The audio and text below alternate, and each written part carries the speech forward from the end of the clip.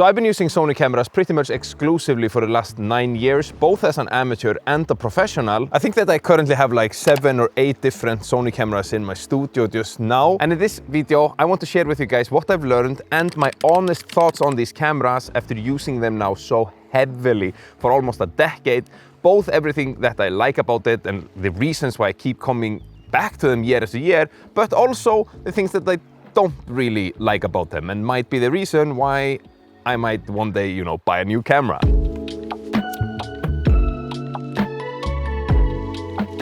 So my first ever Sony camera and my introduction into this ecosystem was the good old Sony a6300. I think I got it like in February or March 2016, so it's like a little over 9 years now. And that camera, it slapped so hard, especially at the time. I mean, for the price and the size and what it could do, I mean, it could film 120 frames a second in full HD, but back then, and even now, I mean, that's sick. I honestly think that camera, like, was a stepping stone for a lot of people into the Sony ecosystem, and for a good reason, you know. And like since then I've accumulated quite a lot of different Sony cameras. As I said, I have multiples in my studio, and I've tried so many of them. I mean, this was not planned, but I noticed that I have like my Sony jacket on me right now. I obviously like Sony cameras a ton, but I'm not married to them in any way, shape or form. And if I find something that I like that is better, then of course I would change. I'm not that tribal, although I'm quite, I mean, Sony, it rocks, you know, and all other cameras are inferior. That's a joke, okay? But they are pretty sick. By the way, I made a free 30-day email series with one short tip a day, like very, very short, on how to compose your images better. We dive into composition, some lighting, and as well as a little bit of color as well. If that interests you, then you can find like link in the description down below. Totally free, and I can almost guarantee that you will learn something. Now, when it comes to the strengths of these cameras, then I think Sony's strong point, at least in my opinion, is their tech. Their autofocus is just so good, and they pack so much into their cameras that it's just, I mean, sometimes I look at the specs and I'm like, what the hell? This makes no sense. This is just so overpowered, you know. And I know that they like jam so much things in the camera, and I think engineers just like, yeah, let's put more, that some of the bodies are overheating from time to time. I don't experience that much because I live in northern Sweden, you know, and then I'm from Iceland, so I'm either in northern Sweden or I'm in Iceland. So I mean, it's almost summer now, and I'm obviously wearing a fleece. I'm wearing like a long johns underneath here, and a long john top. Is that even English? But you know, I'm wool fleece and one of these. So it's not that warm where I live, so that is not a complaint. But I've heard, especially from people that are in warmer climates, or you're filming a ton with 120 frames per second, that the cameras can overheat. Now, that is not all models, but many of the especially consumer models, that you can experience that. But that is by no means my biggest gripe with the cameras. So we'll get to that later. Wow, I swear to God, coffee just tastes better when you're outside and when you made it outside. Anyway, where were we? So as I said, what I think could be Sony's strongest features is the tech and everything that is under the hood. And they're also constantly innovating. They were the first to have this like insane autofocus, and the other day they even pushed it further. Their autofocus right now is like powered by AI, and I know that AI is like a massive buzzword and companies are throwing it left and right to like hopes for us to be like, oh, AI, I better buy it. I have no idea what that means really in a camera. They say it's like an AI chip, but what I can say after using cameras that have it, like the ZV-E1, A9 Mark III, or like some other cameras too, is that it's absolutely incredible. So now a Sony camera, it can maps out where the subject is, and then it understands that this is the subject and it should keep it in focus, and it knows where the eyes are and will lock on them. It means that even if your subject moves away, it keeps it in focus. What? Also, if you're filming or photographing and the subject like accidentally moves behind a tree, it is like tech sharp in focus. Is that a word? Tech sharp. It is like really sharp and in focus, which is just, you know, incredible. And you know, even that like their beginner consumer cameras are still pretty sick. And I know that I wear here a fucking Sony jacket and everything. I'm not getting paid for them. I do some sponsored things with them every now and then, but this video is not paid. I can say whatever I want. And I will tell you the things that I have big gripes with. And I'm hoping that the Sony engineers are watching and will make them even better in the future. But I was once hanging out at this event and there was this guy there, like an older gentleman named Morten Rybak. This guy is an absolutely legend. Like chances are that your favorite photo of your favorite like celebrity or artist, I should say, an artist, is photographed by him. Like he's photographed so many legends throughout the years, and he uses Sony cameras. And I asked him, why are you using Sony cameras? Because I'm just interested. And he said, you know what, I was like Nikon ambassador for 25 years, loved Nikon. And then one day a friend of mine like lent me Sony and I tried it and it was just so good. The autofocus was just so good. I don't have to think. And he photographs a lot like live events, concerts and whatnot.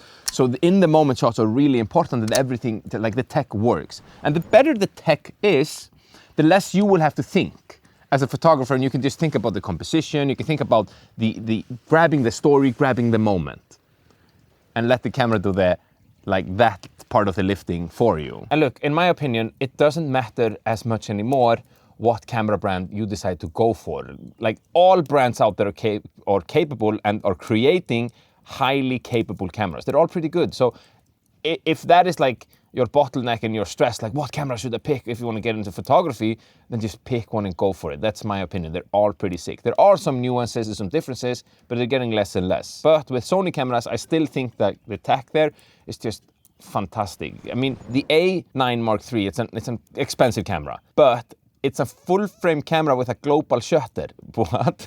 It's just like, it is so ridiculous, the tech in that one, that it's just insane. And what that means when they're pushing their like flagship models, eventually those features will be dripped down to the consumer models as well. So that is pretty sick. But one of the things that I don't and like have never liked that much with Sony, and I think a lot of people can agree with me here, is, are we doing a little bit suspense here? Suspense? But it's basically the fact that I sometimes get the feeling that they are focusing so much on the specs aspect of their camera gear that they forget that these things are also something that you should be inspired when you pick up. Like what I'm trying to say is that, in my opinion, one aspect of photography is the feeling you get when you're holding the camera. When you pick up a camera, you should be inspired to go out and shoot. And other camera brands are focusing more on the like aesthetics of the camera itself. And maybe that is just stupid and you should go like, yeah, but we only need the best of the best. But a part of photography is capturing things that inspires you, and the tool that you use helps with that. And you know, say what you want about Sony cameras, but it doesn't change the fact that they're like absolutely incredible. However, they are like not always like the most pleasing camera to hold, or the most like comfortable camera to hold, or like the most aesthetically like pleasing. I mean, just take a look at the like design of this camera, and if you compare it to other camera brands, then this one looks like very normal, very functional, and like a little bit boxy design. Not too comfortable to hold, but not uncomfortable. I mean, there's nothing wrong with it. I do like it, but it's just a very like functional camera. That's pretty sick. But yeah, what do you think? Now, I've tested holding Fuji cameras. I've even tested holding Leica camera, you know, and they feel pretty cool, you know. I had this conversation like within my community. I run this like online community for photographers. You can basically think about this like as a gym, but for photographers. You come in, make some friends, have fun with others and get better. And it's just a really fun space. If you're interested, you can like find information about it in the description down below. But we had this conversation within the darkroom. That's the name of the community, you know. And a lot of people agreed. And like, there are so many people in there using a bunch of different types of cameras, so it's really interesting to get other people's opinion. And I think it also would be really interesting to hear your opinion. What do you think? Now, I'm not changing anytime soon, and especially for landscape photography, where I want like some insane tech, then like I'm definitely gonna use it. And like retro design is really popular at the moment, and that could be just like fashion or something. I feel like every camera brand under the sun is like creating retro cameras, or some sort of like Nikon said, F looks amazing. The Fuji cameras look amazing. But is that just a fashion and will it go out? I don't know. But at the moment it looks pretty cool. And I'm not saying that Sony should go for a retro design and that would make the camera instantly better. I don't even know, like this could just be something in the heads of people. But one camera that I think Sony does that is actually pretty cool is the Sony a7C II with like the silver design. That one I have and it looks pretty sick. Another thing I also think is like fun and interesting to talk about is like the photos themselves that come out of the cameras. And I feel like every camera brand, the characteristics of the color science and whatnot, it looks tiny bit different. It is less and less nowadays. When I bought my first Sony camera, their color science was not spot on. And my friends that were using Canon, they were just showing me insane tones while I was getting some like greens in my tint and whatnot. But I've been seeing the like Fuji JPEG SOOC, you call it SOC, I don't even know how to say it, so sorry about that. But those look pretty sick. While here, I mean, it's functional, and that's maybe it. It's a functional camera. But to me, somebody who's like quite obsessed with photography and cameras in general, then this is an interesting conversation to have, whether like the design of the camera body matters, or if a camera should just be like functional. Let me know. But like overall, I am extremely happy. But my friend like gifted me this the other day, Minolta. It's an old like camera, film camera, and I just can't get enough of fidgeting with it. It's just so fun, and it inspires me to pick it up and go out and shoot. And sometimes I can look at this and be like, of course it inspires me. I mean, I'm using it all the time, but there is something about the feeling that is not there. Or what do you think? Let me know in the comments down below. By the way, I just want to add that like if you're on the cusp of buying your first Sony camera and you're not totally sure if you should buy it or if you like, is it the most perfect choice you can pick? Is there something better, you know? Then like I can just say go for it. I mean, you won't regret it, no matter like kind of what you use. And if you regret it, do you know what? You can always sell it and buy something new. I know, shocking. Anywho, if you're looking for the best first Sony camera to buy in this day and age, then next, my friend, you should watch this video right here.